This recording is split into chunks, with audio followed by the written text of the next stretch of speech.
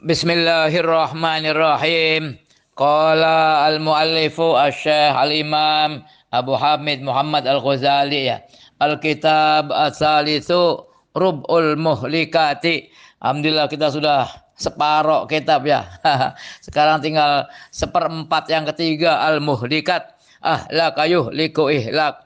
Bahwa muhlik yang menghancurkan jiwa kita, yang menjerumuskan kita masuk neraka. Naudzubillah min dzalik ya. Oh, mudah-mudahan kita bisa menyelamatkan diri kita ya dari muhlikat ini itu.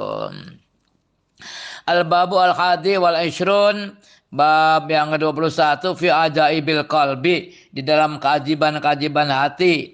Ya barangkali ya dalam seperempat yang ketiga inilah yang lebih didominasi masalah-masalah tasawuf ya. Kalau yang rubuk pertama itu masalah ibadah, itu wilayah fikih betulnya ya. Malah adat ya biasanya, itu kebiasaan-kebiasaan. Yang ketiga inilah yang barangkali lebih masalah tasawufnya. Nanti ini kan kalau udah diulangi lagi lah, kalau tasawuf ini karena dasarnya kan katanya gitu kan. Itu masalah-masalah yang sifatnya ruhaniyah ilahiyah yang susah dipenjelaskannya gitu. Nah, di sini nanti kan membahas tentang hati, tentang ruh, tentang akal, dan seterusnya. Jadi ginilah kita untuk sebagai mukaddimah, yang namanya penciptaan manusia, Allah itu dalam menciptakan manusia kan melalui tahapan-tahapan kan. Tsumma khalaqnal nutfata 'alaqatan fa khalaqnal 'alaqata mudghatan fa khalaqnal mudghata idhama fa kasawnal idhama lahma tsumma ansha'nahu khalqan akhar fa tabarakallahu ahsanul khaliqin. Kemudian Allah menciptakan tadinya kan dari sperma ya, nutfah jadi alaqah, setelah alaqah jadi mudghah itu kan. Nah itu tahapannya 40 hari, 40 hari, 40 hari, 120 hari. Nah, 120 hari pas tepat itu malaikat enggak ada ngaret. Oh, yunfakhu fihi roh. Oh, ditiupin roh. Oh, selamatan dapat 4 bulan kan. Fansya'nahu khalqan akhar. Kami ciptakan makhluk yang lain, yaitu makhluk hidup, udah ada rohnya. Terus kan 4 bulannya, 5 bulan, 6 bulan, 7 bulan, terus minimal kan 6 bulan sampai 9 bulan umumnya keluar, lahir. Kan lahir belum tahu apa-apa ya, tuh. Kemudian apa? Wallahu akhrajakum min butuni ummatikum la ta'lamuna syai'a wa ja'ala lakumus sam'a wal absara wal afidata la'allakum tashkurun. Allah mengeluarkan kalian dari perut-perut ibu kalian, di mana kalian tidak tahu apa-apa. Kemudian Allah menjadikan bagi kalian pendengaran, penglihatan, dan hati. Kan mulai belajar, diinstal tuh. Nah, agar kalian bersyukur. Jadi kan kalau kita ilustrasikan ya, seperti yang sekarang itu, HP atau laptop atau komputer kita beli di toko baru. Nah, kan baru itu hardware kan, itu ya hardware. Kan belum ada powernya, pas sampai di rumah baru dicolokin listrik, nyala kan. Ya. Tapi kan belum ada apa-apanya, belum diinstal. Baru dimasuki software, begitu. Baru bisa ada beberapa aplikasi dan seterusnya. Itu ciptaan manusia, apalagi ciptaan Allah itu. Ya. Nah, nanti itulah kesatuan dari hardware, software, dan ruh, itulah jiwa. Ya. Jadi jiwa itu apa? Ya emang susah definisinya kan. Katanya ya yang namanya jiwa itu semenjak dulu sampai sekarang ya masih dalam perdebatan. Apa itu jiwa sebetulnya? Sedangkan ada dokter jiwa, ada lagi psikolog itu kan, psikiater. itu bukan mempelajari jiwa. Yang dipelajari itu gejala-gejala kejiwaannya atau ya apa penyebab-penyebab adanya gejala itu apa. Kan begitu. Jadi ya itulah makanya jiwa di sini susah. Masalah ilahi ya rahasia-rahasia al-asrar al-ilahiyah.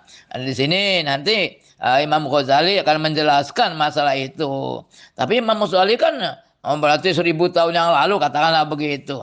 Ya kadang namanya ilmu kan berkembang terus. Ya mungkin ada dokter jiwa atau dokter psikolog yang nggak sependapat dengan pendapat Imam Ghazali ya boleh-boleh saja memang di situ ada unsur ruh masalahnya. Yas'alunaka 'anir ruh qul ar-ruhu min amri rabbi. Ruh itu masalah Allah. Ya kita tidak tahu, tapi bukan berarti kita tidak boleh mempelajari membantang ruh ya boleh saja, tapi sekedarnya saja. Pada hakikatnya kita tidak tahu ya. Kita baca bagaimana pendapat Imam Ghazali dalam hal ini ya. Bismillahirrahmanirrahim. Qala Rasulullah sallallahu alaihi wasallam, inna fi jasadi ibni adama mudghatan. Bahwa di dalam jasad Adam ada mudghah, segumpal daging. Ini hardware ini. Idza salahat salahal jasadu kulluh. Jika dia baik, maka baiklah jasad seluruhnya. Wa salahal sairul badani. Dan juga jadi baik semua badan-badan yang lain. Ala wahyal qalb, itulah hati. Ini baru software di sini. Faqad tabayyana bihadzal hadits. Jadi jelas hadis ini annal asla wal qalbu. Yang asal itu manusia itu ya hati. Wa huwal amiru al muta'u fi alamil jasad. Dialah pemimpin yang ditaati dalam alam jasad. Jadi esensi manusia tuh ya jiwanya itu. Apalah artinya hardware-nya bagus, apalagi Mentium berapalah apalah gitu kan. Tapi jiwanya nggak bener kan percuma ya kan. Apalagi sudah rusak ya dibuang hardware-nya. Manusia juga udah habis, ruhnya dicabut, hardware-nya dibuang nggak dikubur. Tapi kan ada kehidupan lain. Manusia beda dengan apa itu komputer ya. Bahkan katanya ruh dengan jasad ketemu lagi, ditanyai mungkar mangkir sampai ya ila akhiri. Wallahu alam lah. Itu. Wal baqiyatu ru'ayatun. Ibaratnya hati itu ya pemimpin, yang sisa itu adalah rakyatnya. Wa nahnu nubayyinu ma'nal qalbi war ruhi wan nafsi wal aql.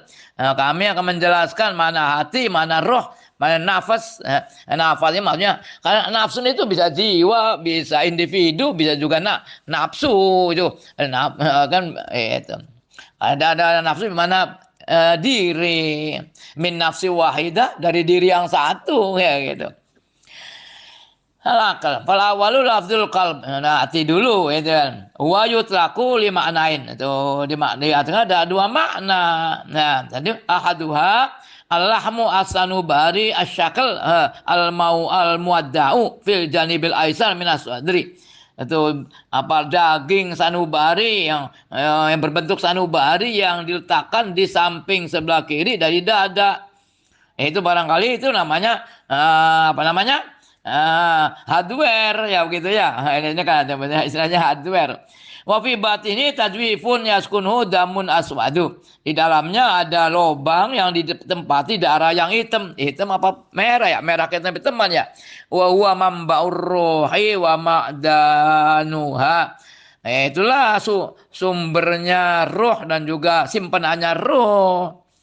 Wa hadzal lahmu ala hadzal syakl. Dan daging dalam bentuk ini aidan maujudun lil bahimi wal lil mauta. Ada bagi binatang bagi yang mati juga masih ada kan jantungnya. Ini jantung ya. Bukan hati gitu. Wal manasani walatifah robbaniyah ruhaniyah. Ini merupakan kelembutan atau rahasia-rahasia ilahi ruhaniyah Ya katakanlah ini softwarenya ya gitu. Laha bi'atal lahmi ittisalun ma. Baginya dengan daging tadi yang hardware ada hubungan, ada suatu hubungan, nggak berdiri sendiri. Wahadil latifah ya al alimah billahi taala.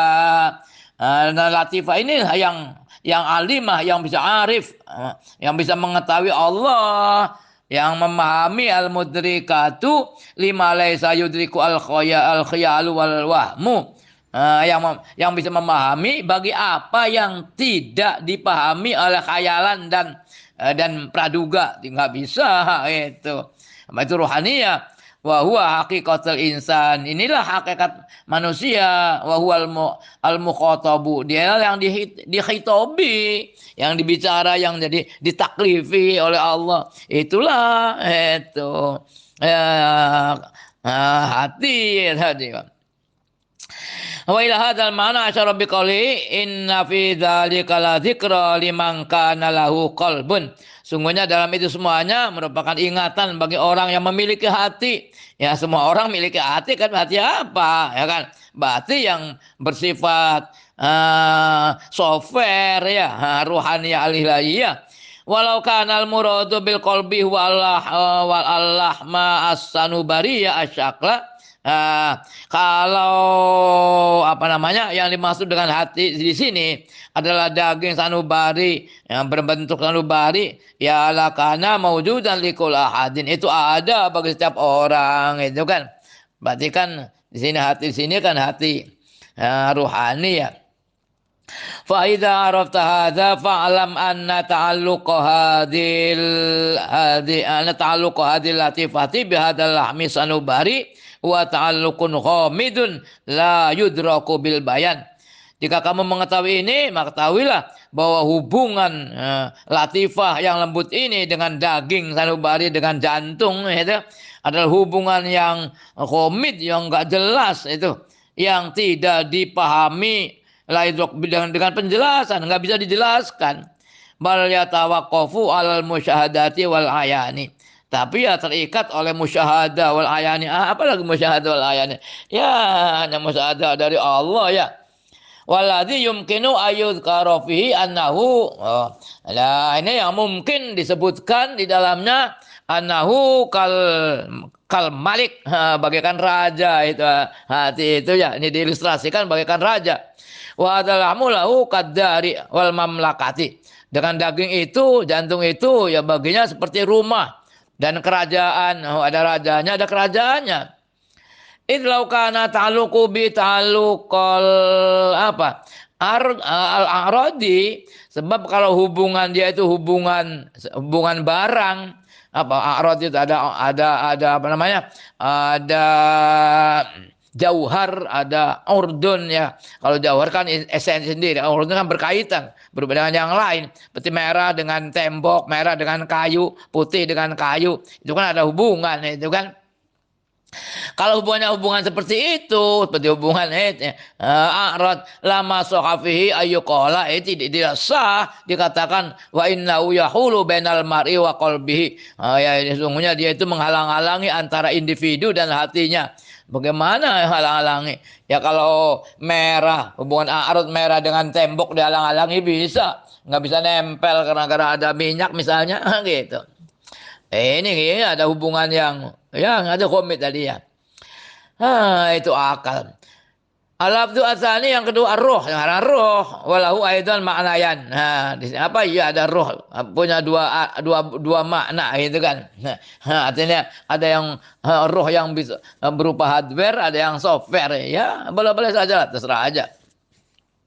Ar-ruh tabi'i yang alami, wa huwa dukhanun mambahu damun aswadu fi tadwifil qalbi wa huwa lahmu as-sanubari.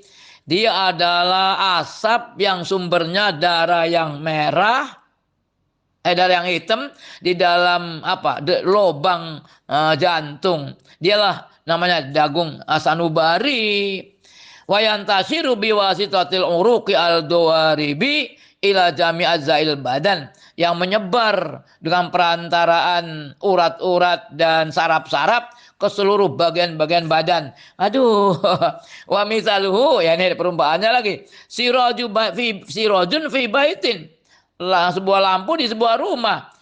Id yustadau fi jami zawaya al baiti fihi. Sebab dia itu ya dijadikan sinar bagi seluruh pojok-pojok rumah dengan lampu itu. Itu ibaratnya roh. Wa huwallazi yuridu al-atibau bitlaqir ruh. Inilah yang dimaksud oleh para dokter dengan kemutlakan roh. Roh itu apa? Ya dokter ini nggak tahu, paling tahu gejala-gejalanya ya. Ruhnya masih ada, udah mati, ruhnya sudah kabur. Kira ada penelitian orang menjelang mati ditaruh di lemari kaca katanya. Pengen tahu roh seperti apa. Begitu mati katanya meledak itu. Kalau katanya mati, rohnya keluar meledak. Aduh, apa iya sih? Aduh, nggak tahu lah. Atau jangan-jangan juga istilahnya lemari katanya kir-kir aja nggak berubah karena rohnya keluar dengan begitu saja. Wallahu alam lah. Gitu. Itu katanya ya roh roh tobi'i, katakan hardware ya, karena dokter mengetahui gejala-gejalanya saja, tidak melihat ruhnya masih ada, kan akan ada gejalanya kan begitu. Udah mati, ruhnya udah kabur, dicabut powernya. Wal makna tsani huwa al-latif ar-rabbaniyah. Lagi-lagi ini ada roh al-latif ar-rabbaniyah, ya kelembutan yang ilahi. Allati ya makna haqiqatil qalbi. Inilah makna hakikat hati. Farruhu wal qalbu mutawaridani ala tilkal latifah ala nusukin wahidin. Ruh dan hati itu mutawaridani, saling berkolaborasi, saling berkomunikasi. Dengan latifah itu, dengan cara yang satu, dengan jalan yang satu. Wa ilahi al-isyaratu biqauli ta'ala, untuknya berisyarah dengan Allah Ta'ala. Wa yas'alunaka 'anir ruh qulir ruhu min amri rabbi. Mereka bertanya padamu Muhammad tentang ruh. Katakan ruh itu ya perkara Tuhanku. Ya, bukan berarti kita nggak boleh mempelajari ruh ya. Ya boleh sedikit lah. Bisa. Hakikatnya nggak tahu. Lafzu asal itu an-nafsu wala maknayan. Nafsu itu. Ini juga ada dua makna. Akaduha al-makna al-jami' li quwwatil ghadab wa syahwat. Ini makna yang menggabung antara kekuatan ghadab dan syahwat, wa sifati al-mahmudati, dan sifat-sifat al-madmumati yang dicela. Jadi gini kan, manusia kan tadi di samping dibekali oleh Allah pendengaran, penglihatan, dan hati juga oleh Allah diciptakan dibekali dengan syahwat dan ghadab gitu loh. Kalau malaikat nggak ada sifat ghadab syahwat, makanya malaikat nggak pengen kawin. Beda dengan manusia, dengan jin sama, itu. Bedanya kan bahan bakunya saja. Lah ghadab di sini, itu ghadab biasanya kemauan yang pengen jadi penguasa, pengen jadi profesor, pengen jadi apalah, itu ghadab ya. Kalau syahwat ya bisa syahwat. Perut ada syahwat, apa aja lah syahwat, kemakan, minum dan seterusnya, syahwat biologis, itulah ghadab. Nanti ghadab ini kalau memang dimanage dengan baik, dengan secara agama, bukan ghadab lagi, nanti jadinya himmah. Orang biasanya kalau ghadabnya memang asal ghadabnya kuat, himmahnya kuat lagi. Wah gitu kan. Contoh lagi. Yang namanya Sayyidina Umar itu memang diciptakan oleh Allah, ghadabnya itu luar biasa. Gila kalau Sayyidina Umar itu marah, jangan tanya. Irtafat as'aru jildi, kulit kuduknya itu mau naik. Masya Allah. Nabi berdoa mudah-mudahan Islam jadi berkahnya Sayyidina Umar. Bener kan? Zaman setelah wafatnya Nabi Muhammad, kemudian Abu Bakar jadi khilafah. Kan kekuasaan Islam kan cuma Mekah Madinah, kemana lagi? Kan semua batas itu. Tapi setelah Sayyidina Umar berkuasa jadi khalifah, kan Islam menyebar sampai ke ke Iran, ke Persia, ke Iran. Berapa naik onta berapa hari ya? Mungkin sebulan setengah. Terus sampai ke Syam, Baitul Maqdis, sampai ke Irak sana, ke barat.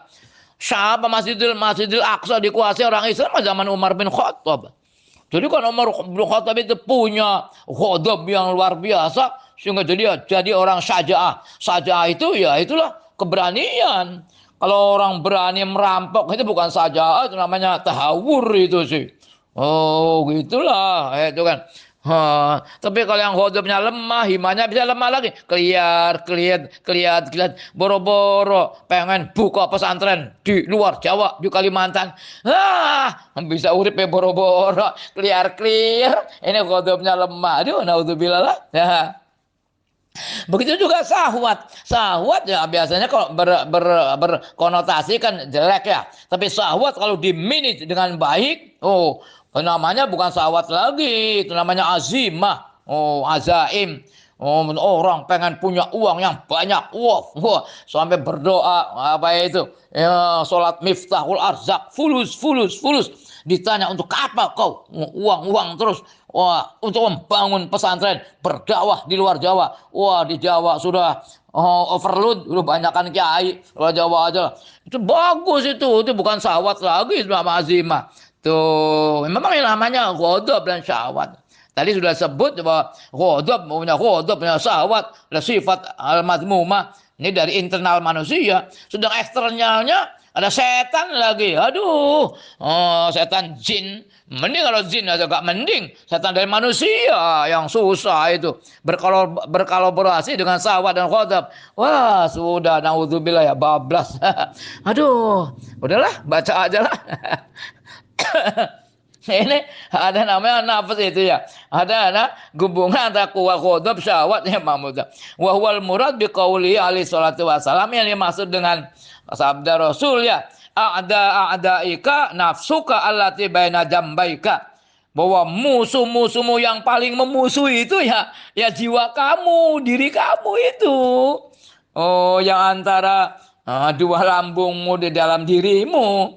Wahyal mujahadatu wal ma'muru bikasnya, itu ya yang al mujahadah yang harus diperangi dan diperintahkan untuk mematahkannya. Itu aduh, kita belajarlah, mudah-mudahan kita bisa ya mengendalikan ghadab dan syahwat kita. Aduh, amin. Al ma'na tsani laha latifar rabbaniyah. Allati hiya ihda ma'nair ruh wal qalb. Yang kedua adalah latifah robbaniyah, siri-siri ilahi yang merupakan salah satu dari kedua makna ruh dan qalb. Jadi masing-masing ada maknawi, ada makna tabi'iyah. Wa nafsu aidan ma'alafdil qalbi warruhi mutlaqatan alatil kalatifah. Kadang-kadang nafas jiwa juga dengan lafaz dengan lafaz hati, ruh secara mutlak ya atas latifah itu memang ya nggak bisa-bisa antara akal dengan hati dengan nafsu, itu memang suatu ikatan yang menyatu. Wa hiya haqiqatul insan allati yatamayyazu bi ansairil hayawanat. Inilah hakikat manusia yang berbeda dengan sebab itu dari binatang-binatang lain. Fa idza saffat wa tahallat bi dzikrillah ta'ala wa muhiya anha atharu syahwati. Dan jika dia itu bersih, itu kan, jiwa itu dan berhias dengan zikir pada Allah, dan dua dimuhya anha atharus syahwat, dan dihapus darinya bekas-bekas syahwat, pengaruh-pengaruh syahwat dan sifat-sifat yang dicela, sifat madmumah, sumiat an-nafsal mutmainnah, baru dinamai jiwa yang tenang. Wa ya al murad bi qaulihi, yang dimaksud dengan sabda Allah, ya ayyatuhan nafsul mutmainnah irji'i ila rabbiki radiyatan mardiyah. Ada pembahasan lagi, ada nafsu al-radiyah, ada nafsu al-mardiyah. Jadi kalau begitu jadi 5 al-mutmainnah itu ya. Nah di sini umumnya dibagi 3 ya. Wan nafsu qabla an tantahiya ila hadhihi darajah, dan nafsu sebelum sampai kepada derajat ini, derajat al-mutmainnah yang tenang, laha darajatani bil i'tibar. Ya, dia itu memiliki dua tingkatan, dua derajat dengan penganggapan ihdahuma antusama an-nafsal lawamah. Nafsu lawamah la mayalumu lauman fawalaim lawam, jiwa yang sangat nafsu. Awas, ini jangan keder, ini jiwa, kapan jiwa apa nafsu, aduh bahasanya satu. Artinya jiwa nafsu lawamah yang sangat memerintahkan, al-amarah bisu itu kan, yang kejelekan. Wayalati aksamallahu ta'ala biha fi qaulihi, yaitu yang Allah bersumpah dengannya, wala uqsimu bin nafsil lawamah. Awas, la zaidah itu. Saya bersumpah dengan jiwa yang sangat lawamah, sangat menyalahkan ya. La mayalumu lauman fawalawam, yang sangat menyalahkan dirinya. Oh gitu. Allah bersumpah dengan apa saja. Tuh. Jadi sebelum sampai mutmainnah al-lawamah dulu. Wa ya lati talumu alal masi. Ya, dia yang menyalahkan atas pelanggaran-pelanggaran. Walatarkan wilayah, dan tidak merasa tenang dengan pelanggaran itu. Walatar dobiat, tidak ridho. Oh, dengan maksiat-maksiat itu. Seperti yang dahulu kita mengatakan, kita nggak bisa ngaji, aduh ketinggalan ngaji, kita menyesal, kita menyalahkan diri kita sendiri, ya itu udah bagus itu. Oh, nggak bisa ngaji, nggak bisa apa, kier-kier, aduh malah senang lagi. Naudzubillah ya. Terus wa qabla an tantahya ila hadhi darajatil darajatun. Nah, sebelum sampai pada derajat lawamah, ya baginya punya ada derajat lagi ya. Ya, oh ya, antakun ammaratun bisu, ya kan? Amaro ya'muru amran fa amir ammar. Oh, kama qala Allah Ta'ala, innan nafsa la ammaratum bisu. Bahwa nafsu itu, jiwa itu ya sangat memerintahkan kejelekan, pengennya tuh ngumbar nafsu. Tahun ini ya alhaakumut takatsur hatta zurtumul maqabir. Ya terus cari uang banyak sampai mati. Aduh, ya berfoya-foya, naudzubillah ya. Itu amal bisu. Memang yang asli begitu. Tapi kita tingkatkanlah, kita belajar, tingkatkan sehingga tadi amarah kita jadi al-amarah an-nafsu al-lawamah, itu kan yang menyalahkan. Kita itu udah bagus, itu bisa kita naikkan lagi, bisa al-mutmainnah ya. Ya Tuhan nafsul mutmainnah. Ya mudah-mudahan kita bisa. Amin. Wa hiya fi alatin la ta'muru bil khairi wa la talumu ala syarr. Ini keadaan yang tidak memerintahkan kebaikan dan tidak menyalahkan atas kejelekan. Wahya hadidun nafs, inilah jiwa yang yang paling dasar, yang paling bobrok barangkali ya. Naudzubillah ya. Wal mutmainnatu sama kuha, dan mutmainnah itu ya sama kuha yang kukuhnya. Wal lawamatu bainahuma, lawamah ya antara keduanya, antara tumaknina dan amarah. La hiya tardu bisyari fatarkanu ilahi, dia tidak ridho dengan kejelekan kemudian dia merasa tenang, tidak. Wala tasati wal itminan, bahkan tidak bisa bertenang. Fatat mainu ilal khair, dia bertenang dengan kebaikan, enggak bisa. Ya, antara dua-duanya itu. Wa huwa zikrullah ta'ala, yaitu yang mutmainnah itu zikir pada Allah. Makanya kan biasanya kalau batalnya ala bi zikrillahi tatmainnul qulub, dengan zikir pada Allah lah hati kita jadi tenang ya. Belajar al-abdur rabi al-aqal, akal di sini. Waqad dzakara lahu laqad dzukira lahu iddatu ma'anin, dan disebutkan baginya ada berbagai makna. Akal apa itu? Maknanya banyak katanya. Aduh. Akaduha al-ilmu bihaqaiqil asyai, mengetahui dengan hakikat sesuatu, barang-barang, sesuatu.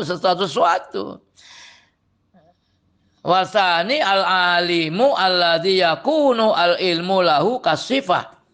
Yang kedua tuh akal, itu orang punya akal, orang alim yang mengetahui yang ilmu itu sendiri jadi sifat, bagaikan sifat baginya. Jadi alim ya orang yang punya sifat ilmu itu. Wadal makna al-latif ar-rabbaniyah. Inilah yang mana al-latif ar-rabbaniyah gitu. Alati sabaqo dzikruha yang telah lalu penyebutnya. Sedang ilmu sendiri juga kata juga ya. Ada ilmu yang sifatnya ilmu alami, ada ilmu yang ala arif billah. Kalau ilmu kita kan masih ilmu biasa, ilmu yang kita pelajari ya. Aduh. Padahal yang masih ilmu sini kan al-alim billah, ma'rifatullah. Wallahu alam lah itu. Idla yumkinu ayakunal muradu bil aqli ya al ma'na al awala. Tidak mungkin adanya ini maksud dengan akal itu makna yang pertama yaitu hanya sekedar mengetahui barang-barang. Itu sih ya akal biasa ya. Oleh qauli awwalu ma khalaqallahu ta'ala al aqla.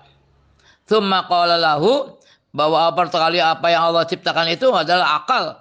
Kemudian Allah berkata padanya, akbil faqbala. Tsumma qala lahu adbir fadbar. Kemudian Allah berkata, menghadaplah kamu. Kemudian dia menghadap. Kemudian Allah berkata, mundurlah kamu. Berbeloklah kamu. Dia berbelok. Al-hadis. Artinya kan ini kan akal yang bermakna al-latif ar-rabbaniyah ya. Fa idza tabayyana laka anal qalba wal aqla war ruha wan nafsa, akan jadi jelas bagimu hati, akal, roh dan nafas, jiwa ya. Dalam ayat al-murad minha, yang maksud itu ya al-latif ar-rabbaniyah. Tapi di sini kan seolah-olah kan akal, roh, nafas itu kan sejajar ya. Padahal tadi waktu dalam pembahasan kita yang awal justru gabungan antara roh, akal dan itulah namanya nafas itu kan. Ya nafsu ini bisa juga nafsu mana ya, nafsu al-lawama itu ya. Wallahu alam lah emang kan saling apa ya? Saling menyatu, nggak bisa dipisah-pisahkan. Wa nahnu idza atlaqnaha aradna biha ya tilka fa'lam dzalik. Jika kami memutlakkan kata-kata qalb akal jangan diartikan yang bermakna sanubari, alami, tapi yang dimaksud ya itulah yang bermakna robbaniyah itu aradna biha ya tilka fa'lam dzalik. Ketahuilah itu. Wa qala Sahlun at-Tastari, al-qalbu, beliau mengilustrasikan apa? Al-qalbu wal arsy, kata. Hati itu ibarat arsy, wasadru itu kursi, wa kursi Allah, wasi'a kursiyus samawati wal ardh, masyaallah. Seperti apalah? Wa huwa yadullu aidan ala annal murada indahu minal qalbi syai'un wara'al lahmi as-sanubari. Dan ini juga menunjukkan juga bahwa yang dimaksud menurut beliau itu dari kolbun itu ya sesuatu yang berada di belakang daging sanubari ya, bukan jantung maksudnya. Wallahu a'lamu bishawab.